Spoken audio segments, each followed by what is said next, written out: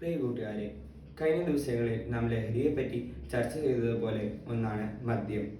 മദ്യം മൂലം നമ്മുടെ കുടുംബങ്ങളിൽ കുടുംബകലഹവും വഴക്കുകളും അപകടങ്ങളും സാമ്പത്തിക നഷ്ടങ്ങളും ഉണ്ടാകാറുണ്ട്. ഇന്ന് മുതിർന്നവരും യുവതലമുറയും ഒരുപോലെ മദ്യം ഉപയോഗിക്കുന്നു. ഒരിക്കൽ മദ്യത്തിന് അടിമപ്പെട്ട ആൾക്ക് പിന്നീട് അതില്ലാതെ പറ്റാത്ത അവസ്ഥ വരുന്നു. ഇന്ന് നമ്മുടെ വീടുകളിലും ആഘോഷങ്ങളിലും സൽക്കാരത്തിൻ്റെയും സ്റ്റാറ്റസിൻ്റെയും ഭാഗമായി മദ്യം വിളമ്പുന്നു.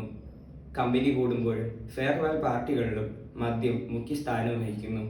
ഒരു രസത്തിനും കമ്പനി കൂടുമ്പോഴും വേണ്ടി മദ്യം ഉപയോഗിച്ചു തുടങ്ങാം എന്ന് ചിന്തിക്കുന്ന നിരവധി യുവജനങ്ങൾ ഇന്ന് ജീവിതം നശിപ്പിച്ച് മദ്യത്തിന് പിന്നാലെ അടിമപ്പെട്ട് നടക്കുന്ന അവസ്ഥ വർദ്ധിച്ചു വരികയാണ്. നമുക്ക് നമ്മുടെ മാതാപിതാക്കളോട് പറയാൻ സാധിക്കണം, ഇനി വീടുകൾ ആഘോഷ പരിപാടികളിലും മദ്യം ഉപയോഗിക്കാൻ പാടില്ല എന്ന്. നമുക്ക് ഈശോയോട് പ്രാർത്ഥിക്കാം. ഈശോയെ, നീയാകുന്ന ലഹരിയിൽ എന്നെ ബലപ്പെടുത്തണമേ. ഈശോയെ, എന്നോട് കരുണ തോന്നണമേ. Thank U.